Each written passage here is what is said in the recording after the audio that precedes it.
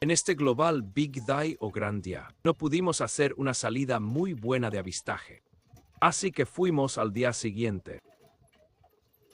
En esta ocasión fuimos a la Reserva Natural de Puertos en Belén de Escobar. Vimos pocas especies, pero al menos pudimos ver algo. Vimos garzamoras, muchas palomas, un carpintero real, ratona, zorzales, escuché venteveos y varios otros. Fue un día muy lindo y la pasamos muy bien y lo más importante, disfrutamos. Así que si les gustó, por favor, suscríbanse y pongan like.